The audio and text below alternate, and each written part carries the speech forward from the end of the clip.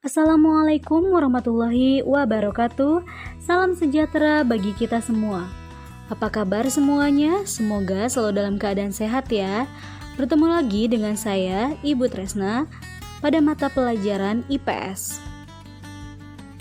Pada kesempatan kali ini, kita akan membahas materi tentang kegiatan ekonomi dan peran pelaku ekonomi dalam perekonomian, di mana di dalamnya memuat materi peran pelaku ekonomi dalam kegiatan produksi, distribusi, dan konsumsi. Jadi, silahkan siapkan alat tulisnya terlebih dahulu agar kalian dapat mencatat bagian terpenting dari pembahasannya. Selamat belajar ya! Sebelum belajar, alangkah lebih baiknya kita berdoa terlebih dahulu menurut agama dan kepercayaannya masing-masing agar proses pembelajaran kali ini dapat berjalan dengan lancar dan mudah untuk dipahami. Setelah mempelajari materi ini, siswa diharapkan mampu mengidentifikasi kegiatan ekonomi serta menjelaskan peran pelaku ekonomi dalam perekonomian. Dalam kehidupan sehari-hari, manusia membutuhkan begitu banyak barang yang harus dipenuhi untuk bertahan hidup. Kalian masih ingat tidak materi yang pernah kita pelajari pada saat kelas 7? Di mana pada saat kelas 7 kalian pernah mempelajari materi tentang kebutuhan manusia. Menurut elastisitasnya, kebutuhan manusia dapat dibagi menjadi 3, yaitu kebutuhan primer, sekunder, dan tersier. Untuk memenuhi kebutuhan tersebut, maka manusia harus memanfaatkan potensi sumber daya. Lalu, setelah proses tersebut ada, maka terjadilah yang disebut dengan kegiatan ekonomi. Apa itu kegiatan ekonomi? Kegiatan ekonomi adalah aktivitas manusia yang bertujuan untuk mendapatkan barang dan jasa di mana hal tersebut dapat dibagi untuk kehidupan sehari-hari. Kegiatan ekonomi dapat dibagi menjadi 3, yaitu produksi, distribusi, dan konsumsi. Kegiatan produksi. Produksi adalah segala kegiatan yang menghasilkan barang dan jasa serta menambah nilai guna suatu barang dan jasa. Pelaku ekonomi dari kegiatan produksi disebut dengan rumah tangga produsen atau rumah tangga perusahaan. Rumah tangga produsen atau perusahaan merupakan pelaku ekonomi yang berperan sebagai penyedia barang dan jasa bagi konsumen. Selain berperan sebagai penyedia barang dan jasa bagi konsumen, rumah tangga produsen juga berperan sebagai pengguna dan pengolah dari faktor produksi yang disediakan oleh rumah tangga konsumen. Yang dimaksud dengan faktor produksi adalah sumber daya yang digunakan dalam sebuah proses produksi barang dan jasa. Faktor produksi dapat dibagi menjadi 2, yaitu faktor produksi asli dan faktor produksi turunan. Faktor produksi asli seperti sumber daya alam dan tenaga kerja, sedangkan faktor produksi turunan seperti modal dan kemampuan atau keterampilan dalam berwirausaha. Adapun tujuan dari kegiatan produksi adalah 1.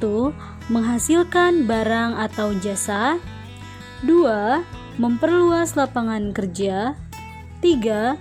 Memenuhi kebutuhan pasar, dan yang keempat, produsen dapat mencari keuntungan sebesar-besarnya.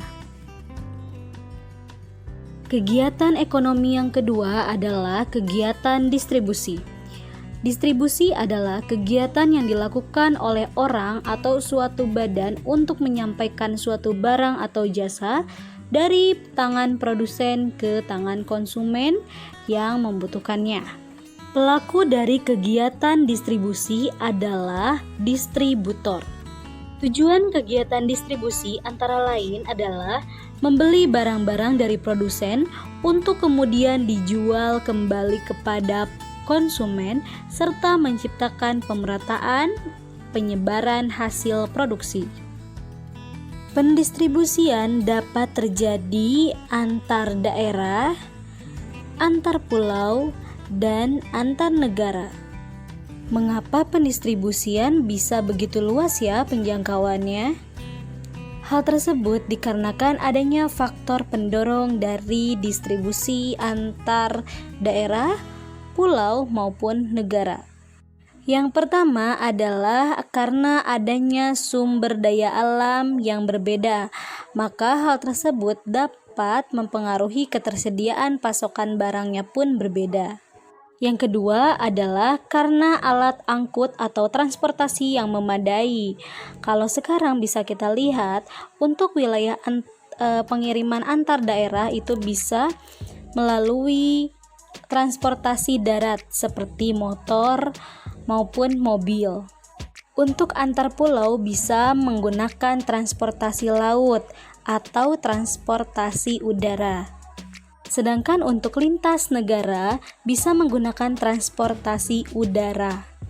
Selain itu, biaya pengangkutan juga cukup murah, baik itu dalam negeri ketika kita mengirimkan ke luar negeri, ataupun dari luar negeri ke dalam negeri. Jadi kita tidak perlu pergi ke tempat atau ke negaranya langsung. Jenis kegiatan yang terakhir adalah kegiatan konsumsi. Apakah kalian pernah membeli makanan, minuman, atau barang-barang kebutuhan kalian lainnya? Kegiatan tersebut dinamakan kegiatan konsumsi. Karena pengertian dari konsumsi adalah kegiatan yang bertujuan mengurangi atau menghabiskan guna suatu barang atau jasa dalam rangka pemenuhan kebutuhan. Pelaku dari kegiatan konsumsi ini disebut dengan rumah tangga konsumen. Tujuan dari kegiatan konsumsi antara lain adalah untuk memenuhi kebutuhan hidup secara langsung serta mengurangi nilai guna suatu barang atau jasa. Mengapa disebut sebagai mengurangi atau menghabiskan nilai guna suatu barang atau jasa? Sebagai salah satu contoh, Riko membeli sebuah baju di salah satu supermarket. Karena saking senangnya, Riko sering menggunakan baju tersebut yang lama-kelamaan baju tersebut warnanya akan memudar dan akan rusak. Maka proses tersebut dinamakan kegiatan konsumsi, di mana adanya kegiatan membeli suatu barang lalu digunakan secara terus-menerus dan yang pada akhirnya akan mengurangi nilai guna suatu barang atau menghabiskan nilai guna suatu barang tersebut. Jadi barangnya tidak sesuai atau tidak sama dengan bentuk ataupun warna yang pada semula Riko membeli. Adapun ciri benda yang dapat dikonsumsi antara lain, yang pertama adalah benda ekonomi dan benda bebas. Benda ekonomi adalah benda yang untuk memperolehnya diperlukan pengorbanan. Contohnya seperti ketika kita ingin membeli tas. Tas ini adalah termasuk pada benda ekonomi, di mana ketika ingin mendapatkan tas maka kita membutuhkan pengorbanan. Yang pertama, pengorbanannya adalah mengeluarkan uang. Yang kedua adalah kalian akan pergi untuk membeli tas dan lain-lain. Sedangkan benda bebas adalah benda yang ketika kita ingin konsumsi tidak diperlukan sebuah pengorbanan, karena didapatkannya dengan secara gratis atau cuma-cuma. Contohnya seperti udara dan sinar matahari. Hal tersebut karena diberikan oleh Tuhan. Yang kedua adalah benda yang dikonsumsi ditujukan untuk memenuhi kebutuhan hidup. Contohnya seperti kebutuhan primer, yaitu seperti nasi yang dikonsumsi untuk memenuhi kebutuhan hidup seseorang. Adapun mesin menanam padi atau mencangkul yang digunakan untuk bertani merupakan benda produksi karena digunakan dalam kegiatan produksi. Yang ketiga adalah benda yang dikonsumsi memiliki nilai atau manfaat yang akan habis secara perlahan atau langsung. Contoh, nilai gelas air minum, yakni ketika diminum itu akan habis secara langsung. Perlu kita ketahui bahwa peran dari rumah tangga keluarga atau rumah tangga konsumen itu ada dua. Yang pertama adalah sebagai konsumen, yaitu adalah sebagai orang yang menggunakan barang yang telah disediakan oleh produsen. Yang kedua adalah sebagai penyedia faktor produksi.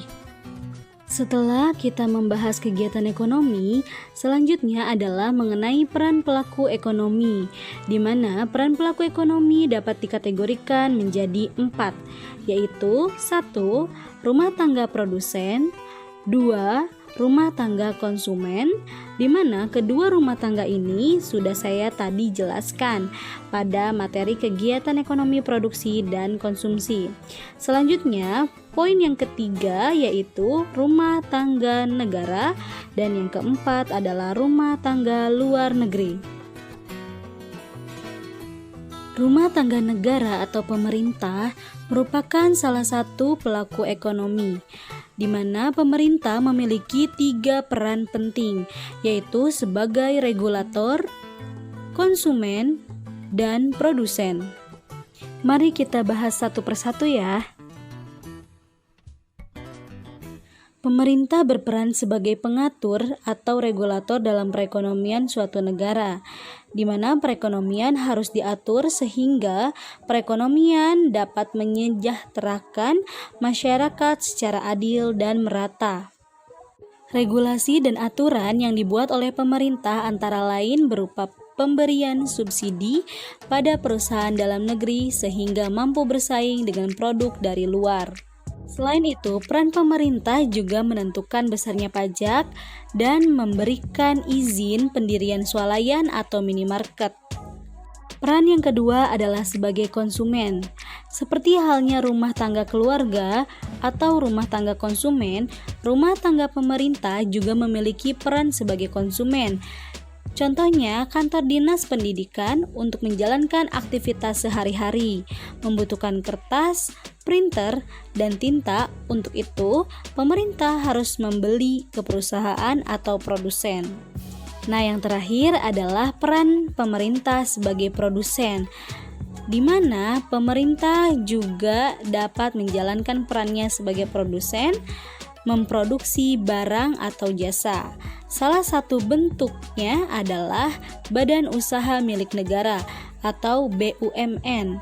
Contoh dari perusahaan BUMN adalah PT KAI atau PT Kereta Api Indonesia dan Perusahaan Listrik Negara atau PLN. Selanjutnya ada peran rumah tangga luar negeri. Peran masyarakat luar negeri dalam perekonomian terlihat nyata dalam perdagangan internasional, yaitu perdagangan ekspor dan impor.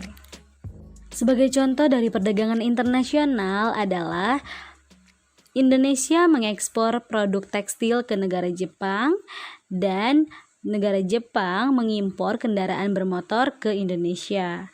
Itu yang dinamakan dengan perdagangan internasional, di mana melibatkan satu negara maksimalnya lebih banyak lagi. Dengan transaksi tersebut terbentuklah kerjasama internasional antara Indonesia dan masyarakat Jepang. Alhamdulillahirrabbilalamin, pembelajaran IPS kali ini telah selesai. Terima kasih telah mengikuti pembelajaran IPS dengan baik. Jangan lupa untuk tetap menjaga kesehatan dan sampai jumpa di pertemuan selanjutnya ya. Wassalamualaikum warahmatullahi wabarakatuh.